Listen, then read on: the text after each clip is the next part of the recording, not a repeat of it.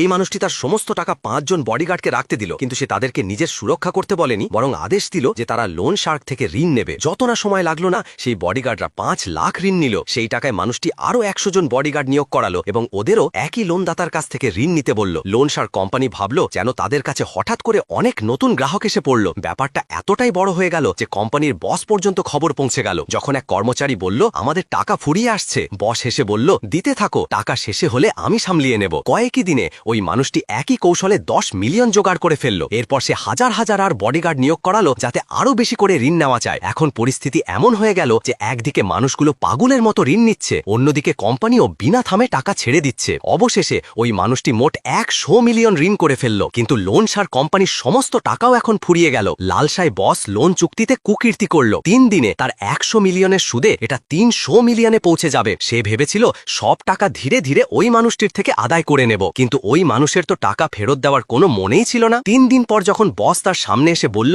চল আমার 300 মিলিয়ন বের করে দে, মানুষটি কেবল হেসে বলল, ঘুটা ভেঙে বসো আর আমার কাছে ভিক্ষা করো, কারণ এখন আসল বস আমি। রাগে আক্রমণাত্মক বস তার গুন্ডাদের ডাক দিল, একে ধরা, তার সব দাঁত ভেঙে দাও। কিন্তু ওই মানুষটি ঢুকিয়ে মাত্র ইশারা করল, আর তখনই হাজার হাজার বডিগার্ড ভিড় থেকে এসে উপস্থিত হলো। তারা চারদিক থেকে লোন শার্ক লোকজনকে ঘিরে ফেলল। টিকটকে লাইক ভিউজ কিনতে চাইলে এই নাম্বারে হোয়াটসঅ্যাপ করুন।